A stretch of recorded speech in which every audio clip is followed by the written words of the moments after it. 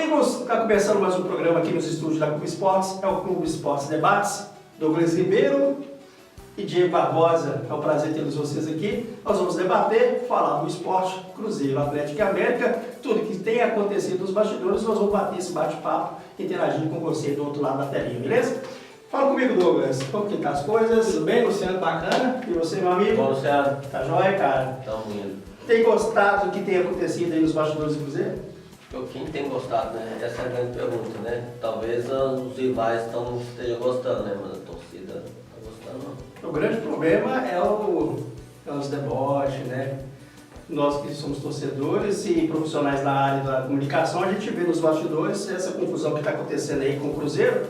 Nós vamos falar, né, dessas novidades, a renúncia vai ou não vai de Wagner Pires. Ontem teve uma reunião, né, Teve uma reunião longa, reunião demorada, quase 7 horas de reunião e, pelo menos em matéria de confirmação, eles saíram do mesmo jeito que chegaram.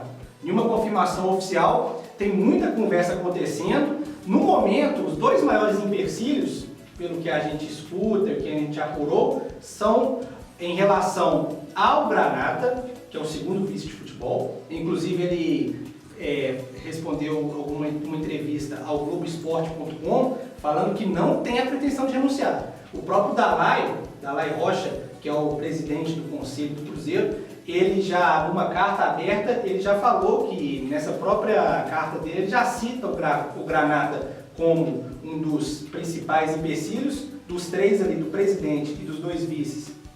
O Granata é o único que não aceita renunciar. Porém, além desse, tem um outro problema, que é em relação ao presidente Wagner Pires de Sá, que ontem, após a reunião, uma reunião muito longa e demorada, chegou a notícia de que o Wagner aceitaria renunciar caso o grupo de empresários que assumiria o Cruzeiro, seriam formados por 5 empresários, nós temos a notícia de 3 deles, que é o Pedrinho, dos Mercados BH, que é o Brandi, do Grupo Nova Safra, que é sobrinho neto do Felício Brandi, memorável presidente aí do Cruzeiro, e o terceiro, que eu não estou me recordando o nome... É o proprietário do Banco Inter, que eu não me recordo o nome. Isso, nós vamos pesquisar o nome dele aqui. São os 3, teriam outros 2. Só que aí, o Wagner, o requisito dele para renúncia seriam que esse grupo de empresários assumisse como avalista de dívidas que ele já é avalista do Cruzeiro. Porque mesmo o Cruzeiro, o clube de futebol, sendo uma pessoa jurídica, quando você faz um empréstimo bancário, eles pedem garantia de pessoa física. E nesses empréstimos, todos eles, o Wagner Pires de Sá entrou como avalista. Inclusive, teve uma matéria do portal Deus Me Dibre, que fala que estes empréstimos com o Wagner como avalista estão aí na área de 120 milhões, corrigindo.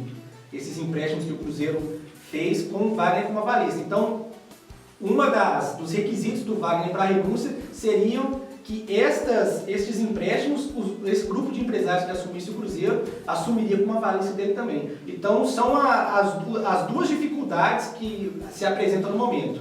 Essa relação com o Wagner e o Granata, que até então, dos dois vices, é o que não tem a pretensão de renúncia. Tem acompanhado os bastidores, né?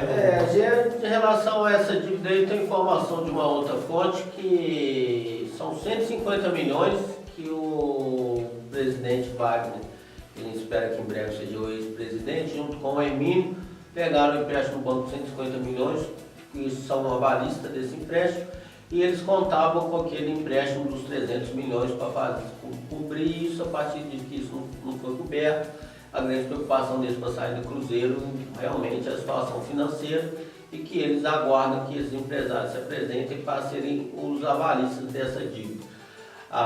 Não posso dizer que é uma informação assim, oficial, mas surgiram boatos ontem à noite que essas pessoas já entraram em contato com as pessoas do Cruzeiro e estariam dispostos a serem o avalista, que isso seria o menor problema em relação a isso. Se esse fosse somente um motivo, que eles já poderiam renunciar. E agora hoje a gente chega com a notícia de que o Granata, a gente não sabe por quê, que bem que ele acha que ele fez para o Cruzeiro, que ele pode fazer, impedindo essas pessoas bem intencionadas pegar o Cruzeiro na pior situação da história, E com uma dívida que, se você for estudar um pouco mais a fundo, você vê que o Cruzeiro está à beira da falência, uma situação grave. Situação muito difícil. O Cruzeiro está remanejando, o Cruzeiro vai para a Série B no ano que vem. Agora aquela questão de quem fica e quem sai. Parece que o goleiro Rafael é o único que já está garantido aí no Grêmio, vai por empréstimo, não é isso, Dudu? A situação política do Cruzeiro, assim como foi no campeonato desse ano, porque por mais que tivessem dado, jogadores deram várias entrevistas falando que a situação política não interferia em campo, mas ficou provado que sim. E da mesma maneira, essa indefinição política afeta também os negócios do Cruzeiro. Porque até então era o Zezé Perrella que vinha sendo o diretor de futebol, que estava à frente dessas negociações, e agora nessa semana, com a saída do Perrella, até nisso teve um desencontro de informações também, porque o Perrella, a princípio falaram que o Perrella quis sair, mas depois em entrevista na casa dele ele informou que foi tirado, que foi uma decisão do Wagner, a saída do Perrella, Que inclusive foi comunicado via WhatsApp. exato, nem foi pessoalmente. Nem foi pessoalmente. E quem estava à frente de tudo isso era o Perrella. O Perrella afastou o Thiago Neves, por exemplo, e já tem conversa de que o Thiago Neves pode ser recolocado no grupo. Era o Perrella que estava à frente dessas primeiras negociações, inclusive a do Rafael junto ao Grêmio. A informação até então era que o Cruzeiro só aceitaria ceder o Rafael por empréstimo de 2 anos, e ou recebendo um valor ou recebendo os jogadores por empréstimo do Grêmio.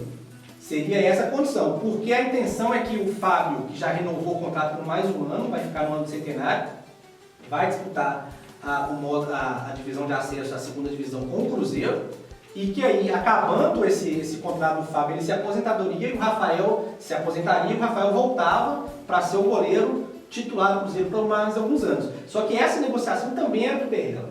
Aí agora, após a saída do Perrella, assumiu o Márcio Rodrigues, que é um cara que eu conheço particularmente. Ele é dono de uma atacadista, eu conheço ele por esse segmento, mas que não tem experiência nenhuma no futebol.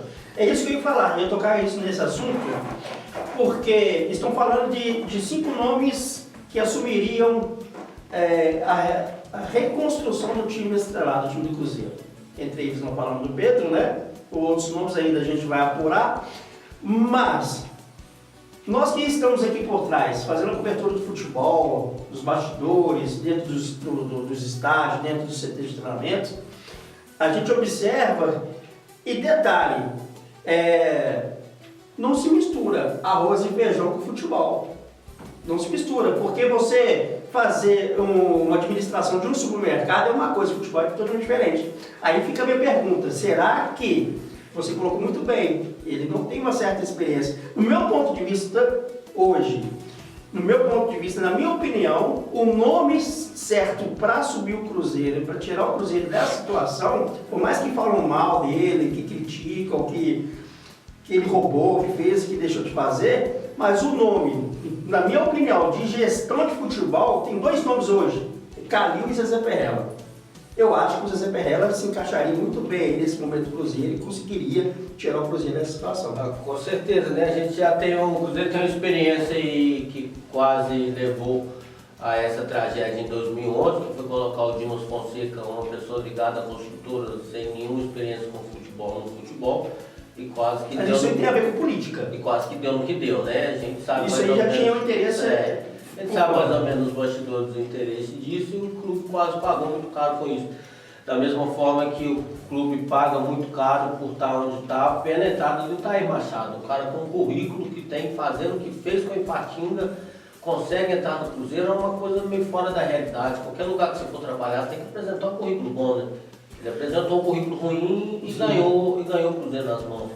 E voltando ao assunto do Rafael, a gente tem a informação de que após a saída do Perrella, o mais incrível que pareça, que o intermediário dessa negociação se chama Itair Machado. Então, ou seja, ele fez o que fez, está intermediando a negociação para sair um jogador do Cruzeiro e ainda vai lucrar em cima disso ainda. Então, a que ponto o Cruzeiro chegou? E falando dessa intermediação, esse é um dos principais males administrativos de vários que aconteceram esse ano. Esse ano não, nesses 2 anos de gestão Wagner, que é esta comissão de venda, de negociação. O Cruzeiro gastou quase 90 milhões em comissões. Exato. 2 exemplos aqui práticos. Um é o Fábio, O Fábio teve uma renovação de contrato e uma pessoa que o Fábio sequer conhece recebeu um valor como intermediador, sendo que a conversa foi direto Fábio e Cruzeiro. Não precisava de intermediador. Outra conversa clara, direta, jogador e clube, foi do caso do Mike. O Mike foi para o Palmeiras com um empréstimo com o passe fixado. Era o empréstimo, assim que terminasse a data do empréstimo, era só o Palmeiras pagar o valor fixado e o Mike seria jogador, seria adquirido pelo Palmeiras, mas mesmo assim teve intermediadores também, de uma negociação que não precisa. Mesma coisa com o Rafael. Rafael tá Cruzeiro, é o tipo de jogador daquele para você lucrar 200%, 300%, porque ele está formado no Cruzeiro, o Cruzeiro não gastou nada com ele. Exatamente. Aí, esse foi um dos principais males, de vários que a gente pode citar aqui hoje em outros programas, mas essa quantia paga para intermediadores, para agenciadores, às vezes nem com a ciência do jogador envolvido, é um dos principais motivos da dívida do Cruzeiro ter aumentado. E a questão de renovação de contratos, a permanência de Oruguelas, ele fica ou vai? Pensamento? Entra na mesma seara, as conversas, porque, por exemplo, a gente está falando hoje do Cruzeiro com a direção do Márcio Rodrigues. Acontecendo o que se espera que aconteça, uma renúncia coletiva ou a saída através do artigo do estatuto, impede a saída da diretoria e marca as novas eleições, pode ser que daqui a uma semana tenha outro diretor do Cruzeiro. Inclusive a conversa de caso o Pedro Lourenço assuma, ele gosta muito do trabalho do Alexandre Matos. É uma possibilidade. Que é um nome que está circulando nos bastidores, que bem provável vem para ano que vem. Então fica assim, a princípio com o Perrella, o Orejuela ficaria, o Cruzeiro armaria um investidor para adquirir o passe. Agora já se fala que o Flamengo está interessado no Orejuela, que inclusive ele pagaria um valor menor ao Cruzeiro, obviamente, para o Cruzeiro não adquirir um jogador por o passe do jogador, que o empréstimo termina agora no dia 31. Então essa situação política afeta muito o Cruzeiro já se arrumar em campo para a temporada de 2020. Ok, nós vamos para um breve intervalo, daqui a pouquinho a gente volta com mais notícias do Cruzeiro e também dos outros times de Minas, Cruzeiro, Atlético e América. Fica ligado, a gente volta já já.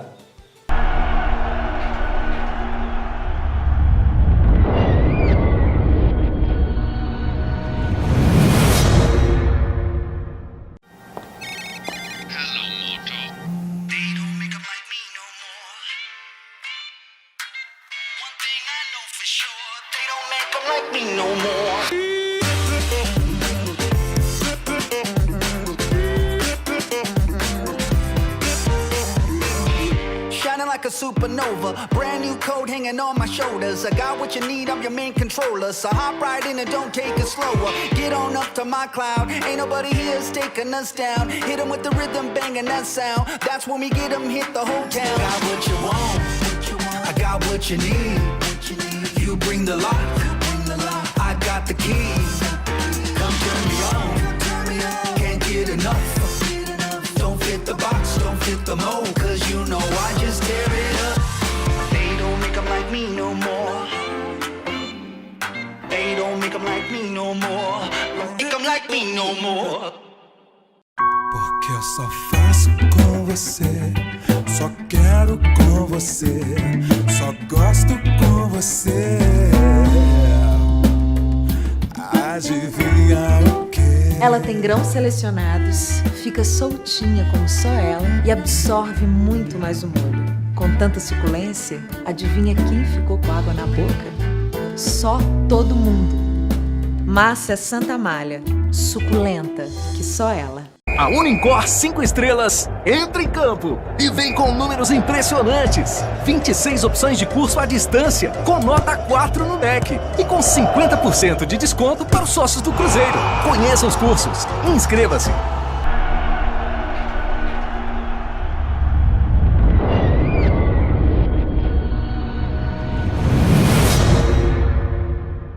Pois é, estamos de volta, vamos até aqui dar sequência no nosso bate-papo.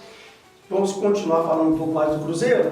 Você tem mais alguma novidade do Cruzeiro aí, ou Só para complementar a informação anterior, o nome do empresário, que é o terceiro nome já revelado, junto com o do Pedro Lourenço e com o do Brandi, é Aquiles Diniz. Ele é um dos fundadores do Banco Intermédio. Ele vendeu uma boa parte da parcela dele, da porcentagem dele, mas ainda tem uma pequena porcentagem. Hoje o banco intermédio que é do Rubens Menino, né, o dono da MRV, tá no grupo ali, ele é o terceiro nome. Outros 2 nomes ainda não foram revelados, mas seria esse grupo de 5 empresários que assumiria a gestão do Cruzeiro até que sejam marcadas novas eleições. Vou fazer a pergunta para os dois. Qual que foi o fator principal para a queda do Cruzeiro para a segunda divisão? Eu afirmo com certeza absoluta que o principal responsável, o principal fator se chama Itaí Machado. Itaí Machado, como disse, você pode pegar no currículo do cara, você vê que é um currículo, né, que não dá para trabalhar nem no clube nem amador. Ele chegou no Cruzeiro com plenos poderes, com essas negociações de empresário e outras coisas a mais assim, que a gente não pode falar porque não tem como provar, né? Mas a gente sabe da administração que ele fez pífia dentro do clube e como a gente está lá cumprindo o Cruzeiro diariamente, aí, pelo menos eu no meu caso, desde de junho, eu posso falar que o Cruzeiro caiu no dia da demissão do Rogério Ceni. Uma pergunta que você vai responder agora, para mim não esquecer, uma pergunta que todo torcedor do Cruzeiro faz e questiona pra gente. Aonde está o dinheiro da Copa do Brasil? Mas nós vamos responder isso depois. É a sua resposta. Olha, eu sou da seguinte opinião, um time grande, quando cai, ele não cai em um ano. Cai, isso é coisa de 2, 3 anos, é uma sequência de erros que a gota d'água ali, a culminação é a queda. Foi assim com o Internacional. Inclusive tem uma postagem interessante no Twitter que a pessoa ela compara o Internacional com o Cruzeiro, uma série de coisas exatamente iguais. É a chamada cartilha do rebaixamento. Eu acho que o Cruzeiro, quando ele foi bicampeão brasileiro, na gestão do Gilvan, ele chegou num ponto ali, a gestão do Gilvan teve erros de gestão financeira, na minha opinião, não foram erros administrativos. Esse é um detalhe que se pode se discutir depois. Já a gestão atual errou dos dois. Errou financeiramente e errou na administração. As pessoas às quais foram delegadas a responsabilidade e quem tocaria o futebol do Cruzeiro. Então eu acho que o Cruzeiro chegou no momento ali que o Flamengo passou, por exemplo, que é aquele período de reestruturação, que com o Eduardo Bandeira de Melo. Nem sempre o torcedor tem paciência para isso, mas às vezes chega num ponto em que o time tem que dar uma freada, dar uma segurada no orçamento, fazer times apenas que vão competir, não para ganhar. O Cruzeiro chegou num ponto ali, até o momento que o Wagner e o Itaí assumiram, que era o momento de dar uma segurada, de fazer um balanço financeiro, colocar as contas em dia, só que não, o Itaí e o Wagner aceleraram. Fizeram contratações irresponsáveis, negociações irresponsáveis, tentou competir com o mercado, o Flamengo e o Palmeiras, bateu muito de frente com eles no mercado. Às vezes, o Cruzeiro acho que é o único time do Brasil com o maior número de jogadores que recebem mais de 500 mil. Tem mais jogadores que recebem mais de 500 mil do que Palmeiras e Flamengo. Uma série de... o Itaí Machado, como ele citou, porque o futebol é responsabilidade dele, então tudo que aconteceu ali é responsabilidade dele, ele ganhava a discussão nas contratações colocando mais dinheiro que não existia, dinheiro que ele pensava. No próprio orçamento do clube, eles colocavam premiação dentro do orçamento, como já ganho, o Cruzeiro já iria ganhar. Aí vieram negociações como o Fred, em que você promete pagar 10 milhões sem saber de onde vai sair, com salário altíssimo, com comissões altíssimas, com bônus altíssimos. Aí vem a Copa do Brasil, sua pergunta é a seguinte, em vez do clube sanar dívidas, gastou esse dinheiro, tanto com bicho até para pessoas do própria diretoria, além dos jogadores, festa. Tem um documento aí também na internet de que o Cruzeiro gastou, se não me engano, 650 mil na festa do título. Então, assim, foi a farra do dinheiro, foi uma irresponsabilidade. E isso no momento que o Cruzeiro já precisava dar uma segurada. Então, no momento que o Cruzeiro, é como vamos supor assim, que você está acostumado com um padrão de vida, seu salário cai pela metade. Em vez de você dar uma segurada, você começa a gastar o dobro do seu salário. O dinheiro acaba. Aí chega no buraco negro e a conta chegou, né? Vive atualmente. Um padrão, por exemplo, acontece com o Atlético. O torcedor não gosta da gestão de 7 câmaras, mas o Atlético passou por um período muito parecido. Era um time que não ganhava nada há muito tempo, veio a gestão do Calil, gastou um dinheiro que não tinha, aumentou a dívida, mas ganhou a Libertadores e a Copa do Brasil. Aí depois veio o Nepomuceno, acelerou mais, para tentar ganhar títulos. Para tentar manter. Isso, aí ganhou, se não me engano, a Copa do Brasil foi até com o Nepomuceno. Exatamente. E a Recopa. Aí veio o terceiro. Vamos supor que o terceiro, o Cruzeiro teve ali Alexandre Matos, que gastou, depois teve ali a gestão do Vicentinho, que também gastou. Quando chegou o momento que deveria segurar, acelerou, dobrou a velocidade. O Atlético passou pelo mesmo. Veio ali o Calil, veio o Nepomuceno, aí chegou agora o Sete Câmara, que se tivesse acelerado, estaria aí acompanhando o Cruzeiro. O Atlético tem uma situação financeira bem parecida, mas se tivesse sido tão temerário na sua economia como foi o Cruzeiro, estaria em situação parecida nesse momento. A imprensa, ela divulga que o balanço do Cruzeiro em dívida chega a ultrapassar mais de 900 milhões. Eles falam em 700 milhões. Eu tenho informação que passa de 900 milhões. E o Atlético anda também na mesma casa, de 700 milhões. Só que o Atlético, ele vive um momento muito diferente. Quase teve para cair também, porque teve ali para beirada ali também, em algumas partidas ali, poderia ter igualado. Fez um bom primeiro turno, né? O primeiro turno o Atlético garantiu ele a permanecer. Acabou salvando. Garantiu ele permanecer na primeira divisão do ano que vem. Agora, tem alguma novidade do Atlético? Olha, jogadores de férias, Coutinho, o Atlético, coisa que a gente não tem visto os jogadores do Cruzeiro, né? Exato. A maioria saiu das redes sociais. O Rei do Stories não é Rei do Stories tem um bom tempo, né? Acabou. Sumiu o Fred. O Atlético está com a dificuldade do técnico, né? Aliás, dificuldade de técnico é algo do futebol brasileiro, né? Você vê, por exemplo, o Palmeiras, que é a segunda equipe mais rica do Brasil, trazendo o Luxemburgo, que fez um bom trabalho no Vasco, mas para nível de Vasco. Aí você vê a Abel no Vasco, o Cruzeiro, que é uma situação também que a gente não sabe, como a gente estava comentando aqui de negociação, porque pode assumir o novo presidente e tirar o Adilson. Por enquanto é o Adilson ainda. E assinou um contrato. Assinou um contrato agora, há pouco tempo, já com o Márcio Rodrigues. Foi a primeira negociação feita pelo Márcio Rodrigues. Já bateu na tela ali, já está assinado, em contrato de um ano, isso? Exato. Aí o Atlético tem essa pendência com o técnico. Quando o Mancini assumiu, ele já falou que não ficaria. O Mancini não quer ser mais técnico do futebol. Ele foi assim no São Paulo, ele quer trabalhar na gestão, quer trabalhar como na parte mais diretor, na parte mais empresarial. Ele foi um tapa-buraco no São Paulo, pós-Cuca, e agora foi um tapa-buraco no Atlético. Então o Atlético, ele não sabe quem vai ser seu técnico no ano que vem, mas a direção, o diretor de futebol, que é o Rui Costa, já vai se movimentando. O Luan já está saindo. Já saiu, foi negociado. O Xará está para sair do futebol. Ele ia para o Inter, mas aí apareceu uma proposta dos Estados Unidos. Então, assim, não dá para esperar o treinador. Então, o Atlético, a diretoria vai se movimentando ali enquanto decide qual o treinador. Já do Cruzeiro, qualquer mudança que for feita pode durar 24 horas. A gente não sabe exatamente. É totalmente nublado o ano de 2020 do Cruzeiro. Pesquisei, o Atlético trouxe um jogador, já acertou o contrato. Não estou lembrando aqui, me recordando o nome, mas já tem um jogador chegando para reforçar para a próxima temporada do Atlético. Nas redes sociais, como você tem acompanhado as torcidas? Voltando um pouco em relação ao Atlético aí, a gente tem a informação que o Atlético em segredo busca um treinador argentino do mercado que está mantendo em sigilo, pode ser a grande surpresa para a próxima semana aí, quem sabe surgir esse nome aí, a gente dá a primeira mão aí no Clube Esporte. A gente tem essa informação que a diretoria nos bastidores trabalha forte para trazer um treinador que está no mercado argentino, que é mantido em sigilo para querer dar para a torcida do Atlético aí um treinador de presente de Natal aí na próxima semana. E o que tem acontecido, tenho notado que os times brasileiros têm adotado essa ideia de trazer de treinadores de fora, né?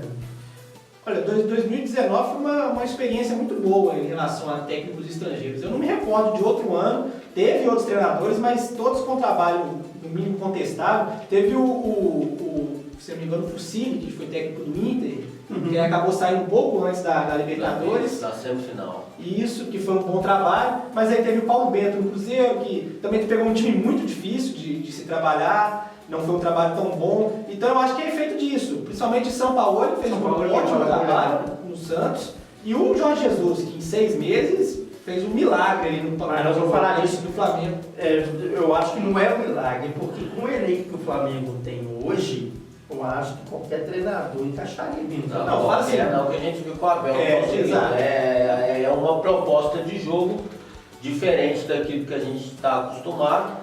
E se você for dar uma estudada aí na história tática do futebol internacional, até no brasileiro, a gente vê que nada mais nada menos o Jesus está resgatando o próprio futebol brasileiro. É aquele modelo de jogo que a gente sempre teve, que faz parte da história do futebol. Até vi entrevista dele há pouco tempo que o Cruyff é o grande guru dele, e o Cruyff sempre se espelhou na seleção brasileira de 62, de 70. Então nada mais nada menos Jesus está resgatando o próprio futebol brasileiro, com essa proposta de jogo para frente, de posse de bola, faz 1, faz 2, faz 5. E uma coisa que ele também viu na entrevista dele falando, que não basta ganhar, tem que dar espetáculo, né? E o futebol brasileiro tem perdido essa essência drasticamente nos últimos anos. O Cruzeiro que sofreu muito com o monobol, né, durante 3 anos, que é o total oposto. É um futebol totalmente objetivo, efetivo, fez 1, segurou, ganhou 2 Copas do Brasil dessa forma, mas aí vem o Jorge Jesus. Para mim, o principal ensinamento que o Jorge Jesus deu, primeiro explicando, milagre que eu falei, é porque geralmente uma das principais reclamações em relação a técnico estrangeiro no Brasil é o tempo para trabalho. Eles falam que precisa de uma adaptação, de ter paciência, e ele não precisou disso. Ele com 6 meses parece que ele já chegou, ganhou vestiário ali. Exato, por isso o termo milagre. Não que não tenha sido um mérito dele que ele fez no time. E falando para mim, um dos principais fatores que o Jorge Jesus deu, que é, de novo falando, é o oposto do Mano, é a questão, a política que é muito comum no Brasil, de poupar jogadores. Inclusive, numa série de erros do Cruzeiro nesse ano, esse é um dos que culminou no rebaixamento. O Cruzeiro poupou demais, contar com o Mano Menezes aqui. Mano Menezes, se não me engano, foram priorizou 18 jogos na vitória, né? Priorizou jogos na vitória. Exatamente, priorizou muito o Atlético Paranaense, com um time totalmente reserva, cheio de meninos, jogou com o Bahia, perdendo um jogador a mais, o Bahia estava com um jogador expulso, o Cruzeiro tinha a chance de fazer ali a vitória, segurou o empate, porque estava poupando, estava com o time reserva. Então o Jorge Jesus, ele chegou mostrando isso. Primeiro, porque eu acho que pro ano que vem vai mudar muito o time do Flamengo.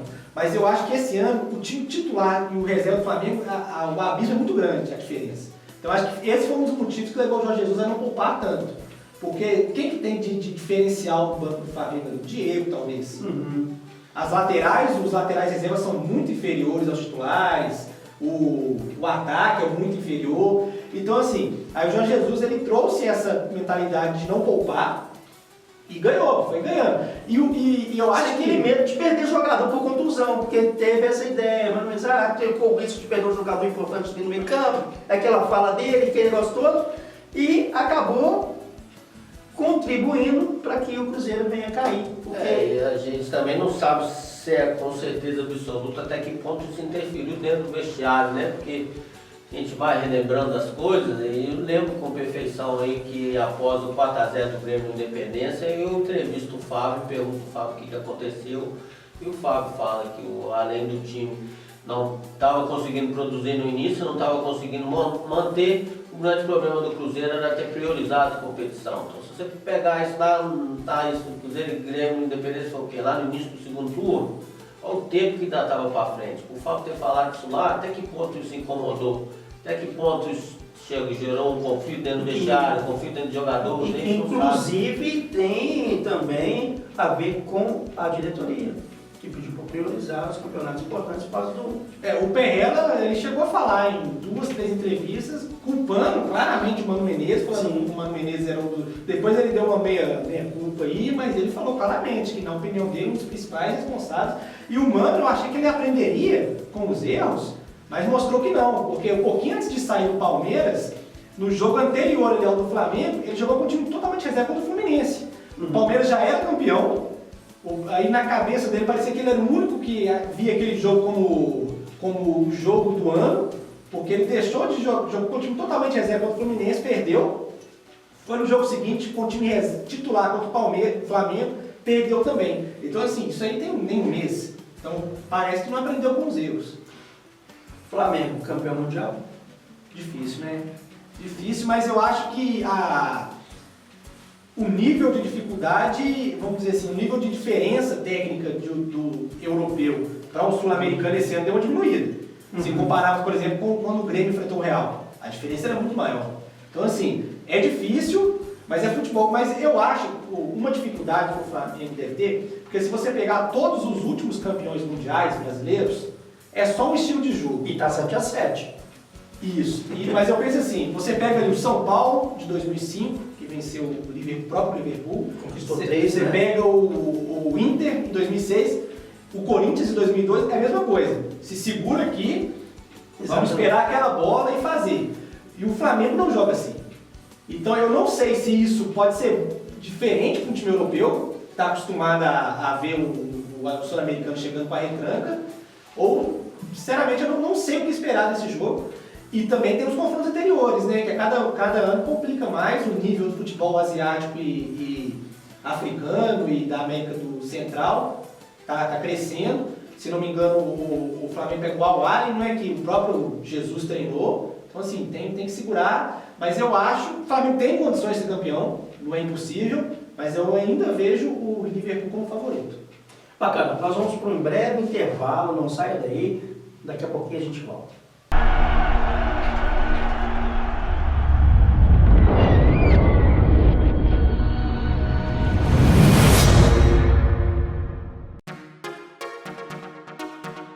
A melhor opção para suas compras é no Supermercados Cotrim. Todo dia é dia de menor preço e grandes ofertas. Qualidade, variedade e um ótimo atendimento. Aqui você tem economia de verdade. Supermercados Cotrim. Rua Refinaria União, 148 Petrolândia, Contagem. Fone 3352-1453. Sonhos. Quem não tem? Todo mundo um dia sonhou em ser um jogador de futebol, passar na faculdade, com uma família, com um lar. Mas melhor do que sonhar é realizar. É para isso que a RG Imóveis existe. Para aproximar você do seu sonho.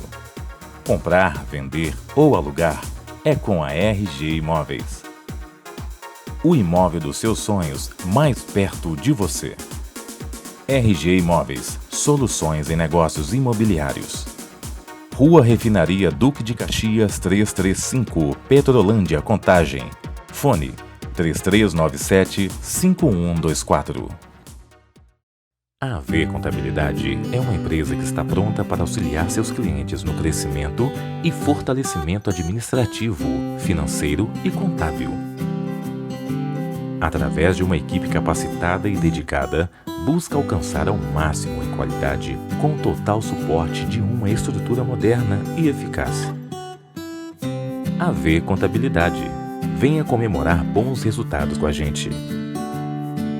Avenida Francisco Firmo de Matos, 716, Jardim Eldorado, Contagem. Fone 3198-2800.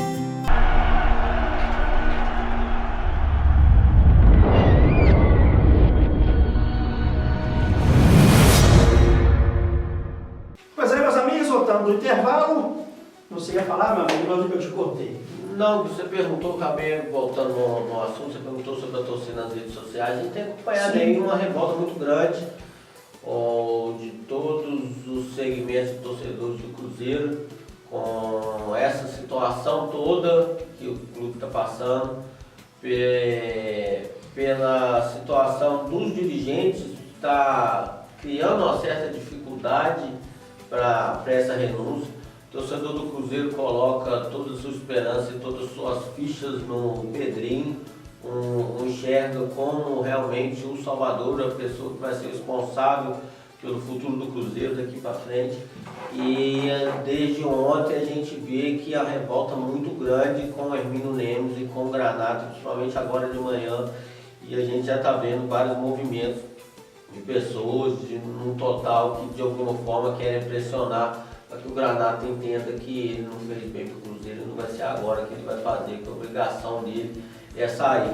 Existe também um movimento que tem crescido nos últimos dias, que isso engloba também todos os tipos de torcedores do Cruzeiro, que é sobre lançar uma campanha que deva estar saindo até segunda-feira, que a torcida não aceitará o Thiago Neves pisar na toca nunca mais. Isso é uma coisa que está ganhando força em alguns grupos de WhatsApp e parece que segunda-feira já vai ter já uma campanha assim, mais consolidada na internet, que a torcida não vai permitir que ele pise na Toca da Raposa nunca mais. Então a gente vamos aguardar aí para ver se... Mas, só te cortando, você não acha que é generalizar demais só focar em um jogador, sendo que o futebol é um grupo? A gente entende a paixão do torcedor em relação a essa tragédia que aconteceu e a gente que estava lá dentro da Toca, querendo ou não, a gente viu a má vontade do Thiago Neves com o Rogério Ceni após aquele jogo lá no Internacional, a gente viu a má vontade dele, de alguns jogadores nos treinamentos, a falta de empenho. A gente que trabalha numa imprensa independente, a gente às vezes não tem muita força, a gente meio que às vezes depende do trabalho ali, não pode muito bater de frente, que fica com medo de ser impedido de entrar na Toca, igual aconteceu comigo, tá aí Machado me proibiu de entrar na Toca por causa de algumas perguntas que ele não estava gostando e não queria que eu fizesse pergunta para ele na coletiva. Então a gente sabe e o torcedor também não é bobo, o torcedor sabe que o Cruzeiro começou a cair verdadeiramente após a demissão do Rogério e querendo ou não, o grande responsável por isso foi o Thiago Neves, que através do Itaí conseguiu fazer isso e ainda tem a situação do pênalti. Muita gente afirma que foi de propósito, não tem como a gente saber se foi de propósito ou não, mas dentro desse pacote todo... As festas também, né? Então o Cruzeiro reapresenta dia 6. Dia 6 de janeiro. Inclusive são dois movimentos importantes que devem atrair muito torcedor. Vamos ver até lá qual vai ser a situação dentro do clube, que é a missa do aniversário, dia 2, que não é possível. Ano passado acho que o Wagner já nem foi, né? O presidente acho que nem foi, pela primeira vez em muito tempo o presidente não vai. Não vai em uma... Né? Na missa de comemoração, de celebração do aniversário do clube.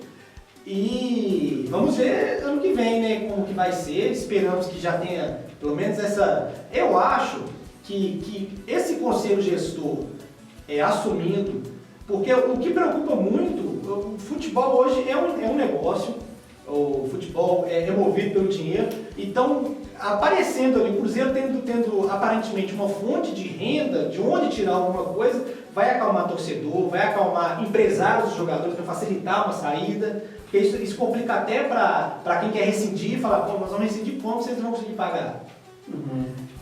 A torcida vai dar uma acalmada, os próprios patrocinadores, então eu acho que vai ser assim, aquela nuvem preta abrindo assim que esse conselho gestor assumir. E além dessa missa no dia 2, tem a reapresentação, deve levar tem esse movimento aí que ele falou, de uma parte da torcida contra o Thiago Neves, também para ver quem vai vir, quem está chegando, quem que se reapresenta. O Cruzeiro já sofreu muita polêmica na representação desse ano, com o caso Arrascaeta, né? Que ele chegou, depois foi embora. Então a representação do Cruzeiro deve trazer muitos olhares também e presença do torcedor. Voltam muitos jogadores, uma lista, eu acho de 7 jogadores, inclusive Gilvan, que deve ser manejado para essa... Judivan.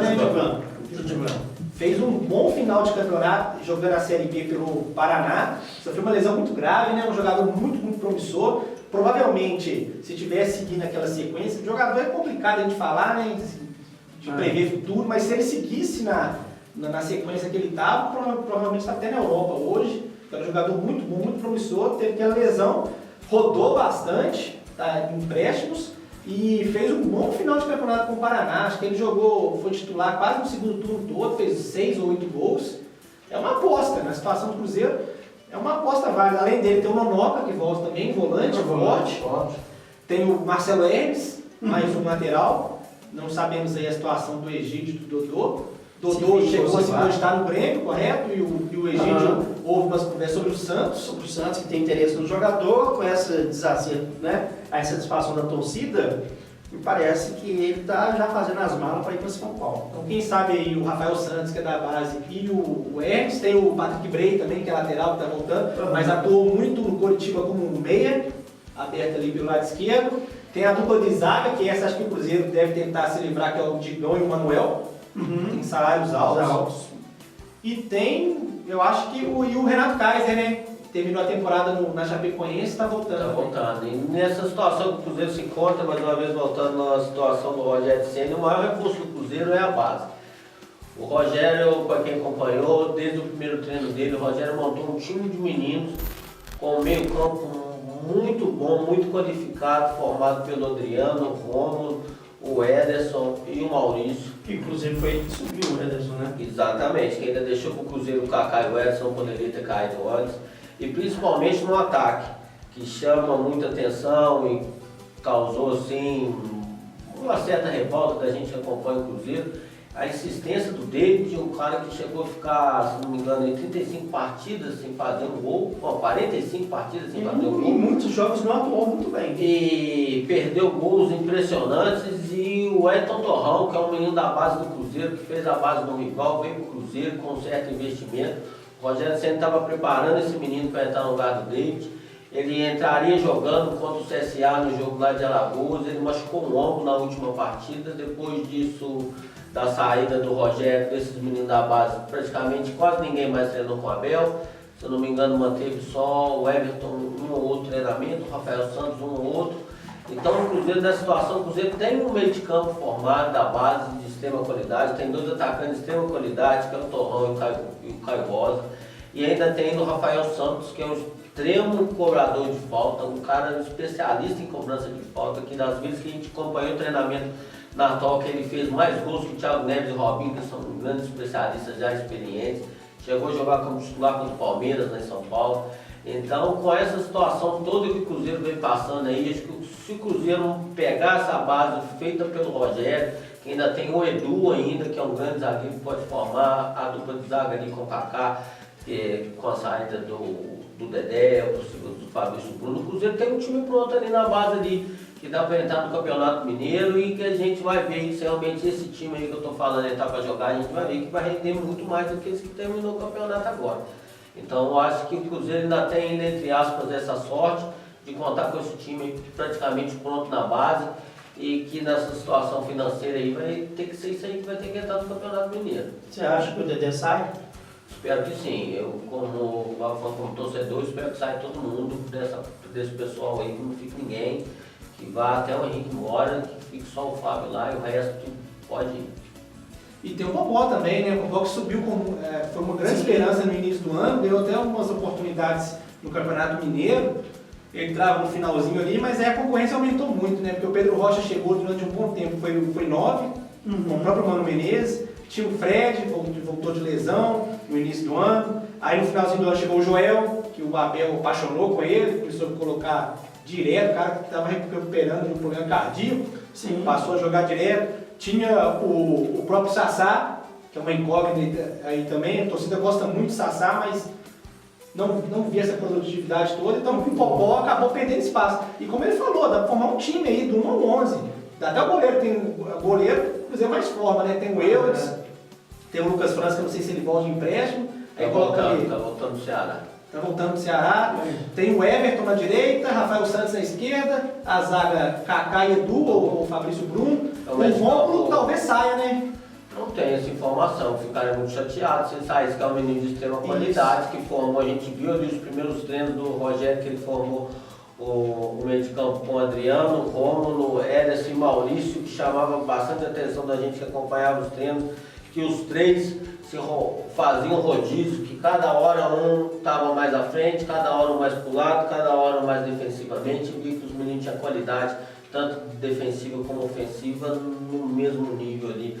Para quem só viu o Ederson jogar, pode ter certeza que tanto o Adriano quanto o Rômulo estão na qualidade ali do Ederson, sim.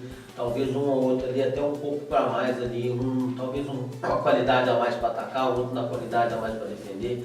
Mas se você tirar o Ederson por base, aí você tem mais 2 volantes aí no mesmo nível. Bacana demais. Quer deixar as suas redes sociais? O Twitter é DouglasIKS, @DouglasIKS. E o Instagram é @repórterdouglasribeiro. Twitter lá. O Instagram eu tô aprendendo a usar ainda.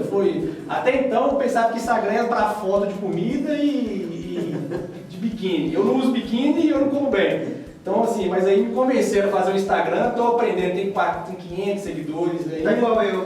Tô aprendendo. Agora o Twitter, todo dia lá, participa bastante com os torcedores. Então é isso aí, DouglasIKS no Twitter repórter Douglas Ribeiro no Instagram. Quer deixar o seu, meu? Para vocês que sabem aí, eu comecei um trabalho esse ano no Informativo Brasil, fazendo as coberturas do Cruzeiro. Por causa dessa e de outra situação, a gente não sabe como é que vai ser ano que vem. O canal está parado, estamos participando aqui no Clube Esportes. Vocês podem acompanhar aí nas redes sociais do Clube Esportes aí as notícias aí que a gente tiver, a gente vai estar trabalhando junto aí. Então, firme e forte.